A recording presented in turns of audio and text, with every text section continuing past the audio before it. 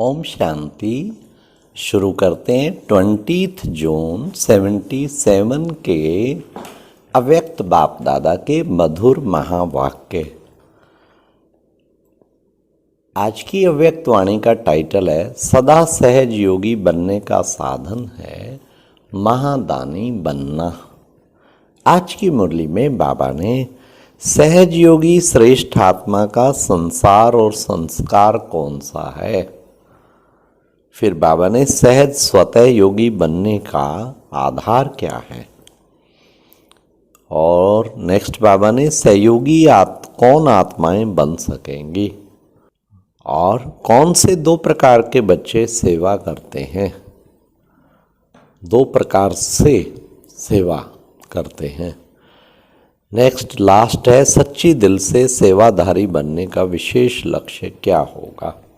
तो सुनते हैं 20 जून 77 की मुरली। सदा सहज योगी बनने का साधन है महादानी बनना। वास्तव में हर एक श्रेष्ठ आत्मा, ब्राह्मण आत्मा, मास्टर सर्वशक्तिवान आत्मा, त्रिकालदर्शी मास्टर ज्ञान सागर आत्मा कोई भी कर्म में व संकल्प में मुश्किल अनुभव नहीं कर सकते।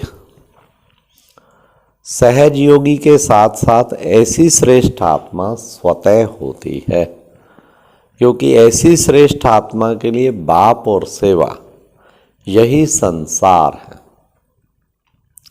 बाप की याद और सेवा के ब्राह्मण जन्म के संस्कार हैं। बाप और सेवा के सिवाय ना कुछ संसार में दिखाई देता है। संस्कार में और कोई संकल्प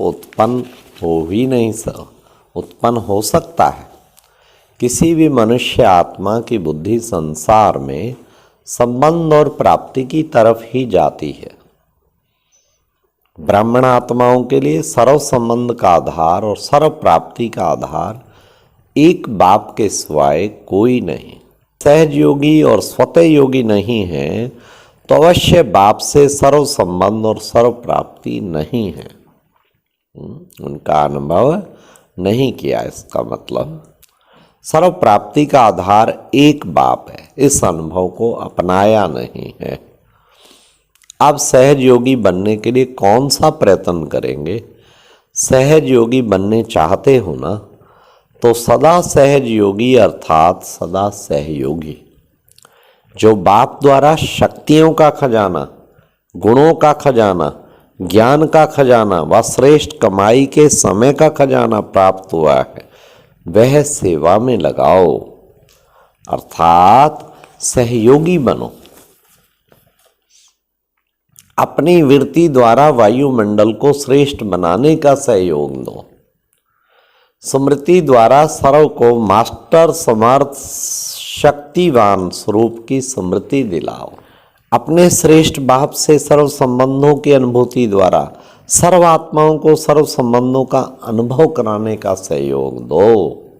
ये भी एक सहयोग है ना, तो ये सहयोग दो। अपने रूहानी संपर्क के महत्व को जानते हुए श्रेष्ठ समय की सूचना देने का, वह समय प्रमाण वर्तमान संगम का एक एक सेकंड अनेक जन्मों की प्राप्ति के निमित्त बना हुआ है। एक कदम में पद्मों की कमाई भरी हुई है।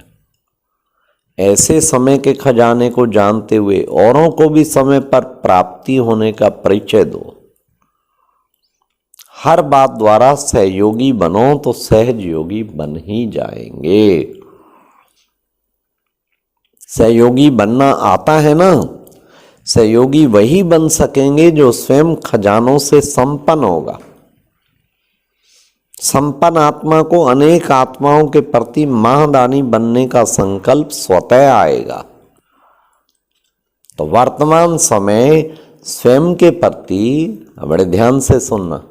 वर्तमान समय स्वयं के प्रति छोटी छोटी बातों में व चींटी समान आने वाले विघ्नों में अपने सर्व खजाने स्वयं प्रति लगाने का समय नहीं है। अरे बेहद के सेवाधारी बनो, तो स्वयं की सेवा सहज ही हो जाएगी। फ्राक दिल से उदार चित्त होकर प्राप्ति के खजाने को बांटते जाओ। उदार चित्त बनने से स्वयं का उद्धार सहज हो जाएगा। क्या सुंदर बाबा सहज तरीके बता रहे हैं। विघ्न मिटाने में समय लगाने की बजाय सेवा की लगन में समय लगाओ। ऐसे महादानी बनो जो हर संकल्प श्वास में सेवा ही सेवा हो। वाह! तो सेवा की लगन का फल विघ्न सहज ही विनाश हो जाएगा। कई बच्चे कहते हैं सेवा तो बाबा हम करते हैं लेकिन मेवा तो मिलता नहीं। कितना सुंदर बाबा, अर्थात सफलता नहीं मिलती है। यह क्यों होता है बाबा? क्योंकि, अब सुनिए बड़े ध्यान से, क्योंकि सेवा दो प्रकार से करते हैं। एक है दिल से सेवा और दूसरी दिखावे की सेवा, अर्थात नाम प्राप्त करने के अल्पकाल की इच्छा से। जब बीज ही अल्पकाल का है, ऐसे बीज का अल्पकाल का फल नामी ग्रामी बनने का तो लेते हैं, तो सफलता का फल कैसे मिलेगा? नामी ग्रामी बन जाते हैं सेवादारी, लेकिन वो जो मिलना चाहिए सफलता का फल वो कैसे मिलेगा? नाम की भावना का फल नाम और शान के रूप में तो प्राप्त हो ही जाता है। दिखावा करने का संकल्प करने का बीज होने के कारण सर्व के सामने दिखावे में तो आ ही जाते हैं। सर्व के मुख से अल्पकाल के लिए महिमा का फल भी प्राप्त हो जाता है कि सर्विस बहुत अच्छी करते हैं। जब अल्पकाल की महिमा का फल मिल गया, अर्थात कच्चा फल ही स्वीकार कर लिया, तो संपूर्ण फल की प्राप्ति अर्थात पके हुए फल की प्राप्ति कैसे हो सकती है? नहीं हो सकती। रिजल्ट क्या होगा? कच्चे फल को स्वीकार करने कारण, अल्पकाल की कामना पूर्ति होने कारण सदा शक्तिशाली नहीं बन पाएंगे। इसलिए कभी भी कच्चा फल नहीं, महिमा स्वीकार नहीं करने, अधिकारी नहीं बन सकते। और सेवा करते हुए भी कमजोर होने के कारण ना स्वयं में सदा संतुष्ट रहेगा, ना सर्व को संतुष्ट कर सकेगा। सदैव क्वेश्चन मार्क में रहेगा कि इतना करते हुए भी क्यों नहीं होता। ये ऐसे करता, यह ऐसे क्यों करता, ऐसे नहीं होना चाहिए, यह होना चाहिए, इसी क्वेश्चन में रहेगा। इसलिए सेवाधारी भी दिल से बनो। सच्ची दिल से सेवाधारी बनने का विशेष लक्ष्य क्या होगा? विशेष लक्ष्य क्या होगा वो अब सुनिए। सच्ची दिल से सेवाधारी बनने का विशेष लक्ष्य दिलशकस्त आत्मा को भी शक्तिशाली बनाने वाले, कैसी भी अवगुण वाली आत्मा हो, गरीब आत्मा हो, लेकिन बाप द्वारा मिले हुए गुणों से, दान द्वारा गुणों के खजाने से गरीब को साहूकार बनाने का श्रेष्ठ संकल्प व शुभ भावना रखेंगे। यह निशानी। ऐसी सच्चे दिल वाले सेवाधारी सदा प्रत्यक्ष फल से प्राप्त हुई आत्मा में सफलता मूर्त को अनुभव करेंगे। तो ऐसे सदा सहयोगी बनो, तो सहयोगी का फल सहज राजयोग प्राप्त होगा।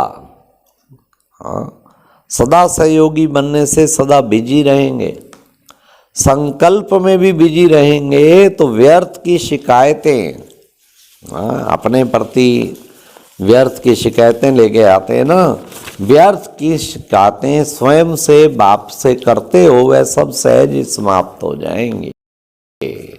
ओम शांति। तो ये बाबा ने कितना सुंदर आज बताया, कच्चा फल नहीं खाना है, और सेवाधारी बनो, महादानी बनो, दिल से सहयोगी बनो, उसी से स्वतः योगी बन जाएंगे। ओम शांति। और अब यह एक बहुत अच्छी वीडियो भी जरूर देखें।